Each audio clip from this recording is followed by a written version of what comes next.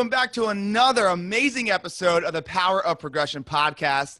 Look, I am excited, ecstatic to give you guys the opportunity to learn more about my guest today, someone who I've been talking about for many, many years, way before I've had this podcast. Her name is Andrea Waltz. What she is more than just a writer, and we're going to get into that, but I'm going to give you a little bit of an idea of what you guys are in for. So she's a co-founder of Courage Crafters, Inc. She escaped the corporate world and became an entrepreneur almost 20 years ago. She quit her job to launch a speaking and training company with her husband. With absolutely no idea of how to do anything, they managed to build a very successful business, wrote and published several books, including the best-selling title they're most known for, which I have right here, Go For No. Today, Andrea speaks around the country, continuing on her mission and her passion to spread the Go For No mindset to help people truly overcome fear, failure, rejection, and that word, no. And I am pleased and excited to introduce you guys to Andrea. Andrea, what is going on? How are you this morning? I'm doing so great, John. Great to be with you. Good. I am so beyond excited to tell people a little bit more about you. Look, like I said, I don't know if your ears ring a lot, but I do talk about your book very often in my conversion courses and many other times when people are having some issues with sales. And it's just, I think it's more than just sales. And that's what I really want to dive into today. For those people who are not in sales, this book is also for you. And you know, we're definitely going to go deeper into that. But tell everybody a little bit more about who you are, your journey, and let's kind of start there. Before the publishing deal, before Go For No exploded, what about you when you grew up? What did that look like? Well, I had kind of an interesting childhood. We moved around a lot. My father was in the military. My mother ended up getting married to my stepfather, who actually got arrested by selling cocaine to an undercover FBI agent. So, you know, these things happen, right? Yeah. And so, it was kind of wild, and we struggled for many years. So, having to go through some of that and moved around a lot. But, and interestingly, I was very much into criminal justice. I wanted to be a crime scene investigator before there was a TV show about it. So that's what I ended up going to school for after I went through high school, and I was a horrible student in high school. My nickname was actually Truancy. They called my Truancy because I never wanted to go to school. But I kind of turned things around in college and got a Bachelor of Science in criminal justice. In the meantime, as I was getting my degree, I was working at LensCrafters as a salesperson. And then I found myself kind of at a crossroads because LensCrafters was like, hey, you're amazing. You should be in management. We want to promote you. But I had just gotten this degree in criminal justice. I want to be a crime scene investigator. And over in the world of the sheriff's department, they were like, there are no jobs. Maybe if you're lucky, you can get an unpaid internship. And I was like, I have no desire to be an unpaid intern. As great as being a crime scene investigator would be, I want to, I'm ready to make some money, right? I mean, here I am, like a 22-year-old college student, I'm ready to make some money. So LensCrafters was like, hey, we'll promote you. So I ended up working my way up and became the youngest general manager in that company. I was 24. I was running like a multi-million-dollar location. And that's where I met my now husband, Richard. And he convinced me that we should quit our jobs and that we should go out and start our own speaking and training company. And as you said in my introduction, I had no idea what I was doing. But I kind of thrive on chaos and uncertainty. I'm like really cool with that based on my childhood. So that's what we did, and literally made every mistake you could make, sometimes multiple mistakes, sometimes the same mistake over and over again. But really, I just have loved it. And I never thought that I would end up having a career where I talk about rejection, but that is what it's turned into, which is so bizarre. That's an incredible story, and I did not know the upbringing either. I want to go back there for a second. So how old were you when your stepfather got arrested? I was, I think, about 11, 12. Yeah. And then you said that you moved around a lot, right? Yeah, so we basically were homeless and had to move in with a good friend of my mom's and kind of jumped around for a few years. Yeah. How did you, because I think a lot of people, they take that and they become the victim. And I Right. did it as well. I did it at a young age where I took my, family's, situations, and I created that as a victim mentality, and I made some really bad decisions. Did you go right away and say, this is not who I'm going to become, that I'm not going to be a victim to this, I'm going to be a victor? Or was there a process that, it took for you to say, okay, I'm going to go to college. I want to do this. I'm going to do something with my life? Because at 11 years old, going through that and then being homeless, and then not even 12, 13 years later, you've graduated college, you've got a degree, and you're running a multi-million-dollar, business. So tell me, like, what did you do mentally to prepare yourself to step away from that situation and say, this is not my future, it's just my past? I guess I never really bought into that victim mentality. And I admit, I mean, during going through high school, I did have that rebellious time where I was just like, yeah, you know what? I'm going to be on the dark side. I'm going to hang out with the kids who are not into school and the people that are in the social clubs and doing everything right. They're losers and, they're jorks, and that's not who I want to be. And then I think somewhere along the line, I kind of realized that that's just not who I wanted to be. I looked around and I saw that there were kids that were successful and people were starting to talk about college, and it was kind of like, and I thought, gosh, who do I want to be, right? And it was kind of this crossroads, and what do I want to do? And so I shaped up in my senior year. I was like, okay, I'm going to actually go to school. I'm going to actually go to class.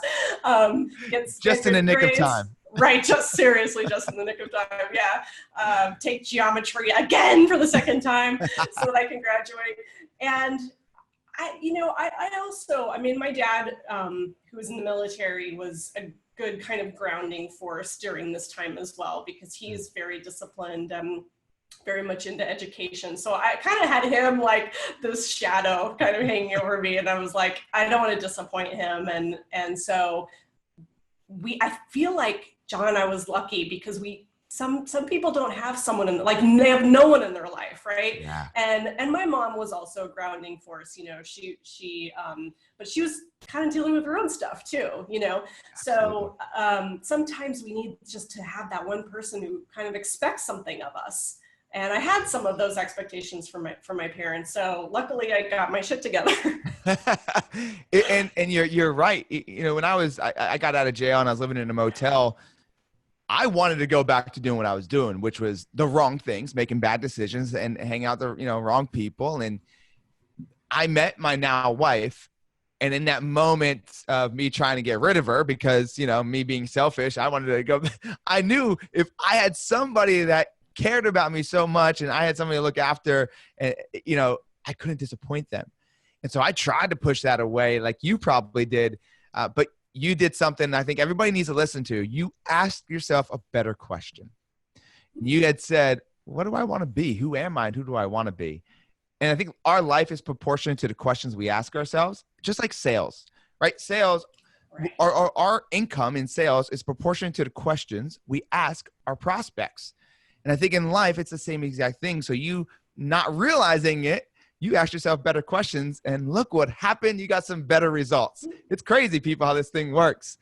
And let's fast forward now. Okay, you meet your now husband. He says, you know what? Let's take a chance. You're 24 or so, and you have obviously a very stable position with possible room to grow.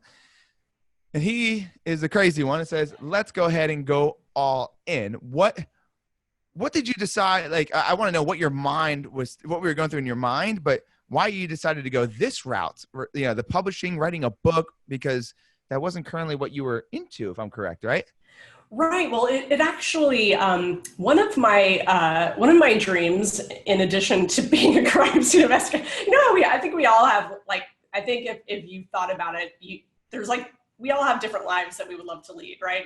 Like there's all these different lives, and you have to eventually pick one. But one of my dreams also, John, was I would love to have been a movie director, a movie producer, a writer. When one of the funny stories I tell when I speak is I tell about the time that I was 8 years old, and this was actually courtesy of my stepfather. He, a friend of ours, gave me George Lucas's personal office number. So one day I called because Star Wars is by far like my favorite movie of all time. I've watched it hundreds of times. I absolutely love it. But I was convinced that at 8 years old, I had really cutting edge ideas that George Lucas needed, that I was going to be like, I was a perfect producing partner for him. So I called his office and I asked, if we could work together, and his very nice secretary at the time actually said no and put me into his fan club instead. But so my background actually was way when I was young was to be creative. So Richard, my husband, is super creative. He's super talented. And he was the one that he said, we could write and publish our own book. And I had never heard of that. I was like, what are you talking about? And he's like, oh no, we could write and we can have our own books printed and we can use that to kind of launch the business. So that was like kind of woke something up deep inside me that I had just really forgotten about, to be honest. I mean, I was on my bad track, and then I had the law enforcement thing, and then I said, oh my gosh, yeah, that would be amazing. Let's do it. So we wrote this little book called Unlocking the Secrets of Retail Magic, which we used to get speaking clients. And one of the things in that book, and one of the things that we taught in there, was Go For No. And Go For No became the thing that our clients loved to hear about. So then a couple of years later, we wrote Go For No. And that really kind of started launching off that business. But yeah, I mean, I really didn't understand anything about the entrepreneurial world. I certainly didn't understand anything about writing and publishing. And, you sometimes you find out about these subcultures and you go like, wow, there's a whole universe of things I don't understand. Yeah, I always say it's like the older I get, the less I know. Right? But it's so cool. It's brilliant because when we're younger, we know everything. You mentioned 8 years old. First off, that's an amazing story. You called him at 8 years old and said we could be partners. That is awesome. And then you said, man, I totally forgot, right? I totally forgot that that's what I wanted to do. Yeah. And I always talk about we stop asking ourselves the question that people used to ask us all the time. People used to ask us when we were younger, what do you want to be when you grow up? And people then stop asking us that. But more importantly, we stop asking ourselves because things happen in our lives, events happen, people say things for us not to believe what we truly want. Think about it. When you said you wanted to be a producer or whatever that might have been, the people who want to be a firefighter, people who want to be doctors, you dressed like that for Halloween. You were obsessed with it. You wore that outfit to bed. You told everybody all day. You acted that way all the time as if you were a doctor. You lived it. But then things happened in your life to change it. And from what you had told me, I can kind of see some of the things that changed it. And I think people need to ask themselves more often. I don't care how old you are, but what do you want to be when you grow up? That is a very important question that we lose due to the events that happen to our life. So I just challenge everybody out there, ask yourself, what do you want to be when you grow up? And she's a prime example where she got asked that by her now husband, and it boom, triggered something to now a very successful life. Okay, so Go For No was a part of another book, which I didn't know that, first off. Right. And that you guys realize, oh my God, there's some gold there. And then now tell everybody what Go For No is about. So you went ahead, you got the concept into one book, probably like a small chapter or something, I would assume. Mm-hmm, and then what you decided to make this whole book because people wanted it, but tell everybody what Go For No is and the concept behind it. I'd love for you to kind of elaborate. Yeah, absolutely. So Go For No is fundamentally about intentionally increasing your failure rate, intentionally going out and being willing and wanting to hear no more often. And actually started with a really simple, basic story. And we have dug into the idea of how to fail more successfully, how that works, how to hear no more often. And what happened was the story behind that is my husband Richard was working in a menswear store. His sales were awful. He thought that they were going to fire him. The district manager came in one day and to kind of assess, how he was doing. He was pretty sure they were actually going to fire him. District manager comes in. They have donuts, they have coffee, the store opens up, and this guy walks in, and Richard, my husband, gets to help this man. And the customer walks in and says, I want to buy an entire wardrobe of clothing. So Richard proceeds to sell this guy like $1,100 worth of clothing. He has this great sale. He's now thinking, oh my gosh, this is so great because the district manager was here to see this whole thing. So I'm going to probably keep my job. So anyway, the district manager walks over to him, and this guy's name is Harold. And Harold asks Richard, he said, Richard, that was a great sale. And Richard's like, yeah, did you see that, man? That was great. $1,100. He bought a suit and a sport coat. And Harold says, yeah, it was great. But do you mind if I ask you a question? And Richard said, sure, what is it? And he goes, out of curiosity, what did that customer say no to in all of that, in all of that sale? And Richard's like, what do you mean, what did that customer say no to? He bought all this stuff. He bought $1,100. And Harold said, yeah, I know. We know what the customer said yes to. What I'm asking you is, what did he say no to?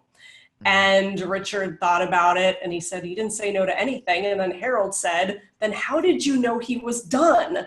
And that was a question that changed, right? That was a question that changed Richard's life. And he said, and Richard realized he knew he was done because he had hit his mental spending limit. And Richard said, Harold basically said, Richard, I watched you sell. You're not half bad. You're a pretty decent sales guy, but your fear of hearing the word no is going to kill you. If you could just learn to get over that, I think you could be one of the great ones. So as Richard tells this story, and he tells the story when we speak, he said, I went home 2 letters from greatness, N-O. He said, I knew that I couldn't necessarily be successful, but I knew I had what it took to fail. I could fail more often. I could show people more products, more services, get more people to say no to me, and in that process, increase my sales. And that's exactly what he did. A year later, he became an award-winning salesperson. He then kind of worked his way up through the corporate world for the next several years. Fast forward, we meet at LensCrafters, and Richard tells me that story. And I'm like, that is the greatest story ever. I fell in love with that story, and I said, people need to hear this. So that's when Richard said, well, let's quit our jobs and let's start sharing this story. And then we started digging into all of the psychology behind, well, why don't people like to hear no? And how do we help people really around that? And how do we deal with the anxiety and the fears? And so I've spent like easily the last decade, last 15 years studying failure, rejection, coaching people through it, creating training around it, and looking at all the nuances, all from that one little idea, that one little story. Man, it is one of my favorite stories too. So when I heard it, I thought the same thing. And this is, once again, whenever I talk about the Go For No book and I was training sales guys and gals, I would always have them read this, and I would say, what do you think about that story? Like, tell me, like, do you think that, you're asking enough questions to get enough no's? And so I appreciate that story. And, I'm glad that you told them that people need to hear it, because if you never told him that people need to hear it, this book would never be alive. And right. That's incredible. You said you've been studying the whole nuances and everything behind why we don't like, the word no, fear, rejection. Tell me what you found. I'm super curious. I think my audience needs to hear this. That's the biggest fear in humans, right? Rejection. It's one of the biggest fears, and it stops them from truly hitting their 100% capability because they're scared of something. I would love to find out some things that you learn that you're like, oh my God, this makes so much sense. Or I can't believe that. I never thought of that in and around the fear of rejection in the word no. Right. Well, one of the things that we have looked at is the underlying fear of all of this, which is, for us, it's the fear of failure. And we've all been taught and trained when we were little kids, we failed so well, right? It was like our parents thought it was great and so fun when we fell over and we were learning to walk, and then learning to tie your shoes and learning to ride a bike. And you're learning to ride a bike and you're in front of your friends and you don't even care if you fall over and look like an idiot in front of your friends. You're like, I have to get this down. I'm going to do this, right? It's whatever, you have this whatever it takes mindset. And then somewhere along the line, and it's kind of that middle age, 8, 10, 12 age range, we realize that we're being watched. We realize that people are aware of our behavior and we're being judged. And then we start saying, oh, I don't want people to think this or that about me, so I don't want to fall over in front of them. I'm going to try to learn in secret. I'm going to try to, and there's this thing. And then we become adults and we have this belief that we can't fail. And it doesn't matter. You start a new business, everything's new. You have no idea what you're doing, but in your mind, you can't fail. It's like you're an adult now, but no, it's like you were when you were a kid. You don't know what you're doing. All of these skills, all of these things that are required of you are completely new. But we hold ourselves to a whole different standard. And one of the things that we really impart to people is we try to give them permission to fail. Right? We're giving you permission. We're giving you permission to fail on skills, tasks, mindset, all of it, so that when you give yourself permission to fail, that's when you try, learn, and keep going, right? Yes. This is so good, guys. I hope you're taking some notes down. I'm definitely taking some because it is for sure one of the biggest struggles why people live an average life. And I think that's the biggest thing. You're living an average life because you're scared to fail. And she is sitting here telling you some reasons why you're scared to fail. So now you have the why behind it. And what the hell can they do to overcome it? We're talking about failing more often and fail better. But like, what suggestions do you give my audience of saying, look, this is how you fail faster. This is how you learn from it. And this is how you make some iterations to not have it happen again. Right. Well, the first thing, and so the first thing that we talk about, especially related to no. So this is kind of, it is a sales philosophy, but it's a life philosophy too. And the first thing is to, one, give yourself permission to fail and to go for it, be honest. And in those moments where you are holding yourself back, those are the moments where you recognize that you have the biggest opportunity, right? And that's good. I like right. That. And one of the things that we see, and we've created this online course and this coaching group around this. So I'm learning at an exponential rate now from people's experiences. And there's kind of like 3 groups, John, that I have found especially related to this whole idea of failure. And we kind of break it down into 20%, 60%, and 20%. 20% of the people hear go for no, and they're like, oh my gosh, I get it. You're probably in this top 20%. I get it. I'm going to start hearing no more often. I'm going to fail more. If I fail more, I'm going to succeed more. I get the connection.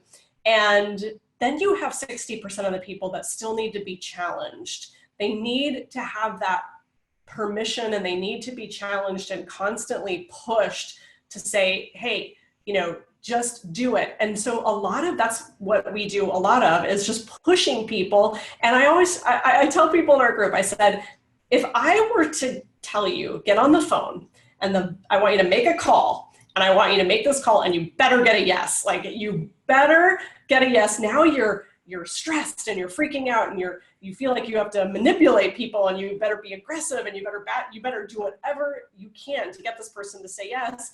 But with go for no and this new mindset, it is, I want you to make a call, and it doesn't matter what happens. In fact, if you get a no, it's great. I mean, if you get a no, that's when you should be celebrating. And so it's giving people the permission to fail, and the underlying failure model, the model that people have in their head, is probably the thing that I think is the thing that people have to work on the most. Because if you don't have that down, if you're just continuously afraid to fail, if you've got those perfectionistic tendencies, then it works for you intellectually for just a second, and then you immediately go back to your old behavior. And then there's the final 20%, which have such great fears. And it's probably to such an extent that there's not a whole lot we can do to help, if that makes sense. And it's probably something where you have to dig into much, much deeper issues.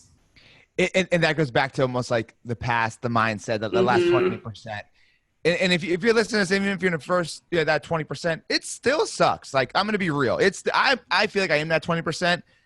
I know the purpose of it, because as I always say in the show, is the only way to success is through failure. You can't bob and weave that shit. You got to go through it, and got to go through it daily.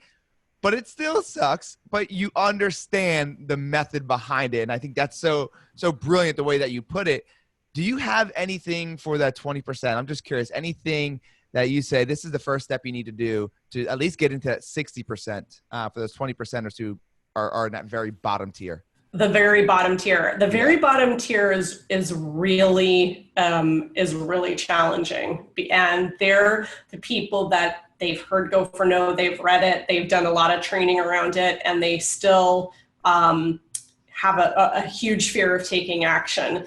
It really does come down to forcing people, but there's only so much I can do. There's only so much I can do. I can't go to people's houses or their offices and drag them. I would love to drag them kicking and screaming and say, no, you're just going to do this. So, and sometimes people get confused because they say, so you want me to get a no? You actually want me to do badly. And I say, there's a very interesting nuance here. It's not about sabotaging yourself, right? It's not about doing a bad presentation or a bad job, because that would be silly, right? That would be silly. And I tell people, if your phone rings and somebody says, yeah, I want to buy from you, you don't hang up the phone on them, right? So that would be sabotage.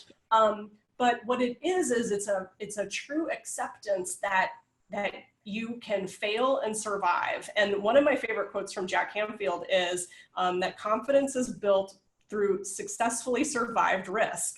And so it's forcing people to take action. And I tell them, just get a no. Just do your worst stuttering, stammering, screwed up presentation, whatever it takes, get that no, see that you survived it, and now we can build your confidence. And so one of the things that we do, and this helps the 20%, is we do Go For No challenges. So it's challenge yourself to see how many no's you can get in a period of time, whether it's 7 days or 21 days. It can be business no's, it can be personal no's, it can be just, and this is something that they can do as well, get a no from something easy. Like, be at the grocery store and ask for a sample of cheese, like from the deli, right? Just something that's so just whatever, right? But it forces you to learn to ask again and to take that what feels like that risk. And then you see that even if they say to you, no, we don't give out cheese samples, you go, okay, I survived. Like, I just survived. And then what's really important on the back end of this process, John, is to celebrate the chances that you took and the risks that you took, because we're all very good at celebrating yeses. All of us, right? I mean, you sign a good client, you make a big deal, we go out, we have dinner, we celebrate. But when we fail or we get a no, it's this embarrassing, shameful, oh my gosh, I can't believe this happened. I lost the deal. I lost the client. And it is painful in those moments, but we have to literally celebrate with actions to reinforce and change the programming instead of shaming ourselves that we're on the wrong track. So good. So look, you said some things here that you just look at it from a different perspective, right? I think that's what it's all about. It's just looking at things a different perspective, giving yourself permission to fail. Everybody needs to write that down and truly live by that. I think that's huge. And then you talk about celebrating. I've always talked about celebrating the no's, but it's not celebrating the no's. It's celebrating the chance you took and the risk you took. That is so much different perspective-wise. Don't celebrate the no, celebrate the chance that you took to get it. That is amazing. Yes, yes, yes. Perfect. Okay, now for my sales guys and gals out there, we always tell them, push through the no, push through the no. Through your studies, you've been doing this for quite some time, maybe it's different per industry, but is there like a certain amount of no's to push through before you give up and move on? Okay. This is absolutely one of my favorite topics. I love this because there's so many nuances to this. And there's just the fundamental question, like how many no's does it take? Which is, it reminds me of like that old Tootsie Pop commercial, like how many licks does it take to get to the center? How many no's does it take to finally get a yes? Everybody wants to know that, right? Well, irony is that here's kind of the fundamental strategy. The more you go for no, the more no's that you hear, the better that you get, and then the fewer no's that you hear in the long run, if that makes sense, because you improve, right? You learn what works and what doesn't work. And that's such a huge idea with Go For No, is that if you, anybody can pick up the phone and make a presentation and get a yes. You could just be lucky, right? It's like the guy who goes out and gets a hit at his first at bat. Just, hey, sometimes you just get lucky, right? Sometimes though, the best batter in the world goes out and strikes out 20 times in a row and you think, oh my God, this is insane. He's failing. This is just like, it's so painful. And then he'll come up and proceed to get hit after hit after hit. That happens in baseball. We see these streaks. 3 out of 10 and you're a Hall of Famer. 3 out of 10, you're a Hall of Famer. So it happens all the time. So in terms of like the actual numbers, it's hard to say. It does vary per industry. I mean, 1 out of 20 is probably like the I have heard that from different sales trainers I've interviewed. It's kind of a classic number.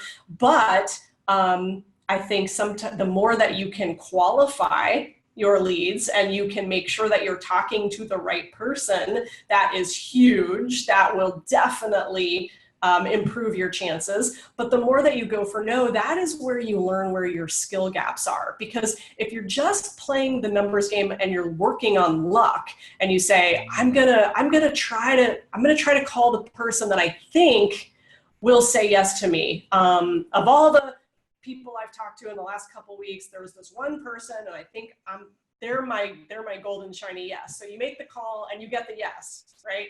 Well, what have you learned and how have you grown and what skills have you built by not talking to all the people that could have been no's but allowed you to get better at your presentation and figure out, where am I falling down? Where is this presentation going wrong? Where am I maybe not getting this person to meet with me or take the next step in my process? And so to me, Go For No is really skill building, both in your sales process, but also in your confidence too.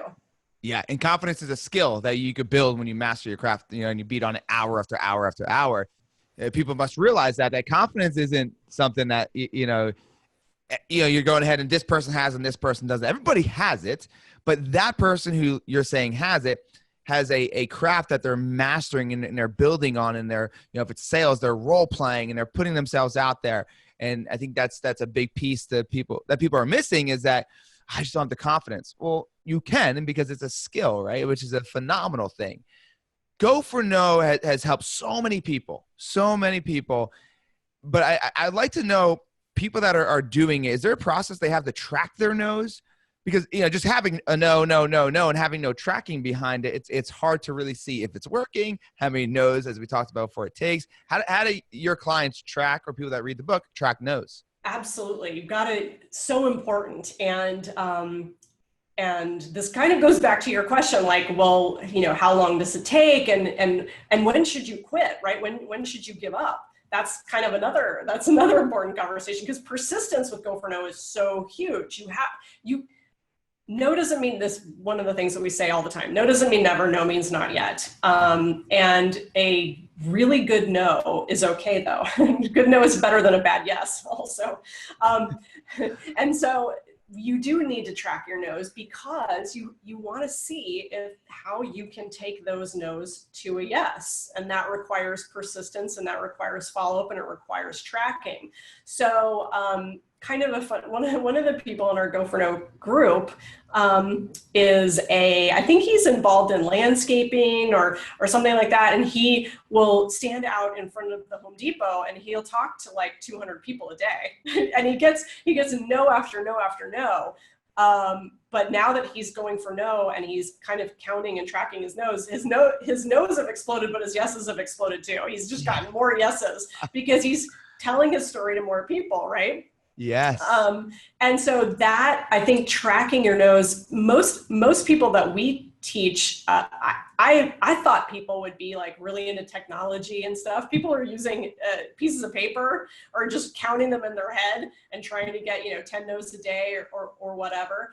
And then though, what's really important is depending on your business, if you're the guy at Home Depot, you're not following up with the people walking in the store, right? I mean, you're telling your story to as many people as you can, as fast as you can. And that's great. Nothing wrong with that. The people that, if you're in financial planning, or if you're selling real estate, or if you're in insurance, you're like a service kind of based professional. Well, if somebody's not ready to sit down and have an appointment with you, that person still could very much use your help and need your service. If they tell you, no, not interested in sitting down with you this month, well, now it's important to hashtag got that no, like hash mark, right? And then follow up with them. Hey, checking back, see if anything's changed. I wanted to let you know about this particular law that's gone into place or whatever. We need to sit down. I can help you.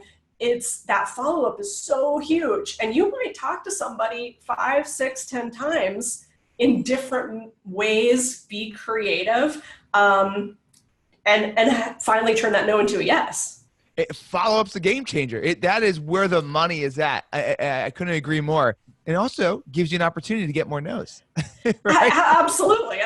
And we talk about this in our challenge. The main thing that people do when they do a Go For No challenge is it's business building, right? It's prospecting, it's getting people into kind of the top of the funnel and cycling through that funnel. But I always say, gosh, one of the things that you can do to really challenge yourself is look at your past contacts. Look at the people that you were having a conversation with, and then you let it drift. You let it, kind of drift away, and call them or send them an email and say, hey, and I'm big on just be authentic, be honest, and say, hey, I dropped the ball. Like this was my fault.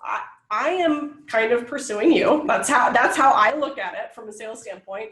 And I dropped the ball, and I just want to see how you're doing.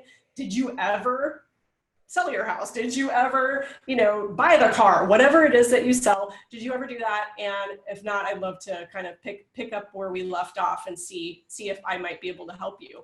And there's like a gold mine sitting there that we kind of let go because we're embarrassed, or maybe we feel like, we let that go. Well, Go For No. Go For No is the perfect thing to pull all those contacts back. I mean, I don't care if it's been like a year or two, just do it. And that's kind of how you rekindle those relationships. And if the person's like, no, you're an idiot, I don't want to deal with you, then you go, great, right? I got to know, I'm moving on. And those are the things I think people fear, is they fear, having somebody diss them or having somebody be mean to them. And you put yourself out there, it's risky, but you just have to let those things wash off. It goes back to what you said, though. Between 8 and 10, I wrote down, you get the people are watching syndrome. And you've kind of flashed back to that, I guess, if people are watching, and it's this person that I've already possibly talked to, and I'm the one that dropped the ball. I'm embarrassed, and just getting over that embarrassment, because you're never going to win if you walk around and you're worried about what other people are thinking of you. How do you tell your clients and people that you talk to about that? I think that's huge nowadays, where it's like, I don't want to get told no because people are going to think of me differently. Whether it's the person I'm talking to or the people that are around me, I don't want to be shamed by others because we are so worried about what other people think about us. Yeah. How do you help people overcome that problem? Yeah. So the what people are thinking problem, right? Yeah. It's so huge. So one of the books that I love that kind of, to me, goes hand in hand with Go For No is called The 4 Agreements. Have you read I love it. Yeah. Yes. And one of the agreements is not to make assumptions. And one of the agreements has to do with not caring, not taking things, it's not taking things personally is what it is. And really embracing, I think what I try to get across to people is really not just saying in a cliche way, I'm not going to worry what other people think, but really valuing other people's opinions and what other people think. And I'll give you kind of a funny example. So Richard and I wrote a book called $1 Million a Year, and it was for the network marketing industry, which we do a lot of work in the network marketing industry because rejection is so huge in that profession. And we wrote a book, and it did okay, not like Go For No, but I went in and happened to be reading one of the reviews. I went in because authors, we love to see our reviews on Amazon. And so do podcast people. We like to see your reviews on iTunes. Right. So go in and do a review. Yes, drop a review, that means. Please. We're going for no right now. Yes. And so I'm in there, and I thought, I haven't seen the reviews lately. And I see this review, and it is like a 1-star scathing. I think the review said something like, this book was not worth the paper it was printed on. It was so horrible. And it was just like, this book was awful. I wish I could get my money back, whatever, blah, blah, blah. So I just paused, and it stung, right? Because that's what happens when we get rejected, or when we have that initial, it hurts. There's literally a stinging, and I think that's our biological response to rejection. We don't want to get thrown out of the tribe. We don't want to get thrown out of the tribe, so that our hunter-gatherer friends will then, now all of a sudden we're starving and we're living under the freeway overpass, like very quickly. Yep. Bad review goes to living under the freeway overpass. It's amazing how that happens. And so I paused for a second, and then I did what I tell people to do. Value this person's opinion. Just own it like almost it's mine. And I got into this person's head, and I thought, you know what, it's okay. Like, it's okay that this person had their opinion. It's their beliefs. It's how they were raised. It's their life experience brought them to this moment where this book was not worth the paper it was printed on for them. And that's okay. And I want to value and respect that. So what I did in that moment, and they always say, don't respond to reviews, especially on Amazon. Like, you don't want to get in a fight with anyone.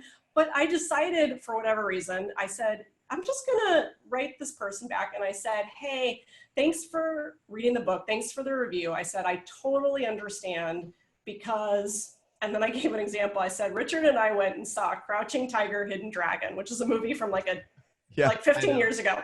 And it was very popular. I think it got an Academy Award. And I said, and after 20 minutes, we walked out because we hated it. We thought it was like the stupidest movie. People are flying around, fighting in the air. I know a lot of people liked it, right? It won all these awards, but it was just not for us. So the question is, I didn't write this down, but I mean, the question is, who's right? Are we right, or is the Academy Award people right? So anyway, in this response, I just said, we went to Crouching Tiger, Hidden Dragon, an award-winning movie. We walked out after 20 minutes. We hated it. So I get it. You're entitled to your opinion, and I appreciate it. And that was it. And now the funny thing is, this person actually went back and commented a few days later and said, you know what? I reread the book and I actually like it. And they literally changed their review, which is was not the point of it. But I think we really have to just stop and kind of value other people's perspective and opinions. And it's okay. It's not everybody's going to like you. Not everybody's going to like the clothes that you wear, the food that you like. And when we can really, truly value it and get out of our own heads, there's a power and an empowerment that you have when you really value that. That is just, it's like the 4 agreements. It is, it's mind blowing, and it completely sets you free because you're no longer relying on this person's validation. You're just free and you accept it. And then the pain, the sting goes away. That is huge. I love that he or she reread the book, and it's all where we sit today. Like you said, you don't know, something happened to bring them to that point.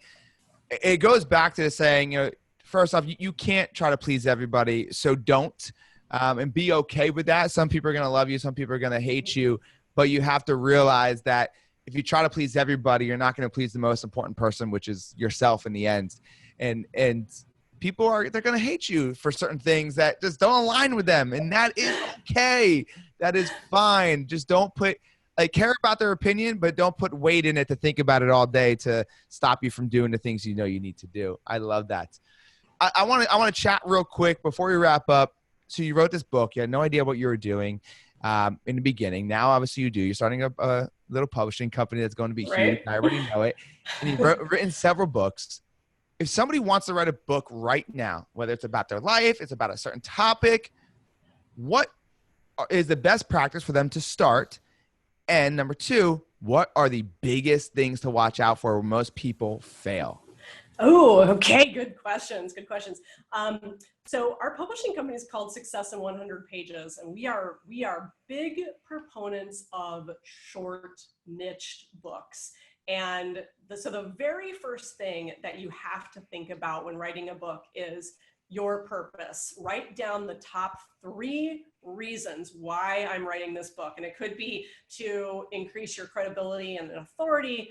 It could be to make you look like more of an expert. It could be to make money, have an additional income stream. That's fine. Just be very clear on your purpose. And then we've actually come up with 13, we call these 13 ingredients. We have something called the $1 Million Book Formula, and it's a 13 ingredient success formula. And the first thing is purpose, really being clear on your purpose. And then one of the next steps is make sure that you are, now this is in the nonfiction world, even if you're telling your story, which we're big on storytelling in books, as you know, John, right? And it doesn't have to be a fable or anything like that, but even if you're telling a story, be very clear on the problem that you're solving, right? I think sometimes people want to write a book, and they want to write a book, and they first of all think that it has to be this huge, gigantic, opus. No, we're really in favor. And if you look at the marketplace these days, people are publishing 100, 120, 150 page books. They're keeping them on the short side, because my advice would be drill down, figure out what problem are you solving in the marketplace. And it doesn't have to be all problems. So if you said, well, hey, I'm a real estate trainer or real estate expert, and I want to help people be a better real estate salesperson. Well, don't tackle real estate. It's a huge topic. There's all kinds of nuances. Maybe look at one aspect of it and blow it up into a short book and really niche down, and then say, what's the problem I'm solving? What are the problem that real estate agents have? Is it connecting with people who maybe want to be selling their home in the next 5 years? So let's focus on just making connections with home sellers or home buyers.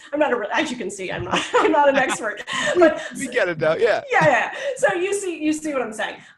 So really niche down. I think that the more that you don't fear niching down from writing a book, the better, and focus on what problem you're solving. That is brilliant, because don't fear niching it down. I think as humans, just be like, well, we know so much, let's just go ahead and give out everything. Yeah. And even with your brand, right? I think you could talk about that as being a brand, as we all are for a business owner. We are the brand, and we have to get super clear on who our niche is. And that is definitely hard. But once you do that, you have a little bit more clarity of your purpose, which is the first ingredient. Absolutely. And Richard and I struggled with this. We struggled with this for like a couple years. We were always going back and forth, and we were talking about our brand, and we talk about kind of the umbrella of our brand. And our umbrella was, our company is called Courage Crafters. And we struggled, and was like, well, let's go out to the marketplace as Courage Crafters. And that's just this umbrella. And then we do all these things. Well, eventually, and thank God, we kind of like were able to test and listen to the market. And we said, well, yeah, Courage Crafters is great, but what do we really do? I mean, it's really Go For No. And so we niched down, which was scary to us, because it was like, so you're going to have a whole business around the word no. Okay, that seems like a recipe for disaster. But we said, no, what is the problem we're solving? We want to help people, no matter what business, industry, no matter what they're doing. If they're an actor, they're trying to make a record, whatever. We want to help them overcome fears of failure and rejection and hearing the word no. So that's kind of the mission. That's the purpose. That's the niche. And we said, you know what? We can grow. if we outgrow this niche, then we'll be the courage crafters, and we'll talk about fear, and we'll talk about everything else, but let's start. And I think that that's true with businesses. And I think that's true with, especially with books, is don't be afraid to write a book that really solves a niche problem. You'll get known for that. And then write another book, write your next book. Yes. You got me thinking over here. I know. You got me thinking. I got about 6 ideas right now that I need to put down on paper. You have six books, John. Yes, I'm 6 telling books. you. Which one do I start with? That is Right. awesome. I love your mission, and it's what impact it makes, honestly, in helping people truly provide and design the best life and the life they've always wanted to live. I always talk about how you design the life you've always wanted to live. And you stop yourself because of the fear of rejection, the fear of failure, the fear of fear. And with this book, it allows you to break that wall down a bit and have some tactics and tools so you could truly design that life you've always wanted to live. And it's a tremendous thing that you're doing for people, their family, and their future. And it's not just what it's going to do today. It's just what it's going to do for the rest of their life, and more importantly, generations after them, because they are going to truly be able to change the whole trajectory of their future by being able to overcome this biggest limited belief. That's where it comes down to, guys. She is helping you overcome one of the biggest limited beliefs in this world. And what a limited belief is just a thought that you've thought over and over and over again. And whether it came from an event or it came from somebody else or yourself, it's now into your nervous system. And this book allows you to go ahead and write the new rules to yourself and get excited about going for no. It's awesome. I appreciate the book for sure. So this is what I want to ask you. Are you ready to do something to where I didn't tell you we were doing it? It's going to be quick, fun, but you have to be on top of your game. You ready for this? Oh my God. Okay. Yes. It's not that hard. It's really not. At the end of the show, I usually like to give people 4 words. And then from those 4 words, one at a time, you're going to tell me what you think off the top of your head. The first word, sentence, whatever it is that comes to your mind or visual that you get, say it. Okay. Ready? Yeah. And I'm gonna give 5. I'm gonna give 5 to you. Okay. So the first one's gonna be fear. Love it. Yes. Success. Work hard. Hustle. No sleep. Very true. Failure. Embrace it. Last but not least, no. Yes. Oh, woo-wee. Oh, man. I don't usually ask a 5th one, but I had to ask that one. Thank you so much. So guys, this is the point in the show where if you haven't been taking notes, I don't know what the hell you're doing, but this is where you get that pen, get that paper, because she's going to give you three things to be better today than you were yesterday. Andrea, this whole entire podcast is based off of that. It's based off giving actionable tools for people to take massive, aggressive, annoying action immediately to start being better today than they were yesterday. And these 3 don't have to be in any particular order. It's totally up to you. And it could be about any equity of life, from sales to personal life, relationships that you found working with your husband, whatever it is. You're like, dude, these 3 things, if you do these 3, or at least one of them, you'll definitely be better today than you were yesterday. So I got my pen and paper ready, and I'm ready for you. Go for it. Okay. All right. Number 1, absolutely number 1 is give yourself permission to fail. And number 2 is ask. Just always ask. If you're doubting, if you're wondering, ask. And number 3, I'm going to steal from the 4 agreements because it really is my favorite. It's don't make assumptions. That is it. Have you found out, real quick, those 3 are amazing, but I have a question about assumptions. Have you found out in sales, a lot of people assume and it ruins the rapport? Oh my gosh, yes. We spend a lot of time talking about assumptions and talking about how you don't know what somebody's going to do, what they're going to decide. And I always joke with people. I always say, remember the time that you thought about like the person that you knew they were going to say yes. It was like a completely done deal, and then it fell apart and you got a no. And then there was the one where you absolutely were sure they were going to give you a no, and all of a sudden they said yes, and you're like, what? Yep. And even assuming down to the smallest thing, where it's like for real estate agents, they're like, okay, so you have a kid, so schools are important, right? Whoa. Don't assume. They may hate schools. They may, go ahead and homeschool. Right. And it's those little things, those little assumptions throughout your calls and throughout your life that can ruin the rapport that in the end ruins your outcome. And we find ourselves assuming so much because we're trying to get to the next question. Okay, so 4 bedrooms, okay, 2 baths. So it's going to be you and your wife. What? Well, I didn't say I had a wife. And it's just like, we assume so much. And I call those small hinges that swing open big doors. But yeah, assumption and ask. If you don't ASK, you'll never GET, guys. And that first one, I am going to put that on as the quote. I am going to be utilizing that in my conversion courses. I'm going to be utilizing that a lot because give yourself permission to fail. Those 3 are amazing, guys. You better have written those down. You better take action on those 3.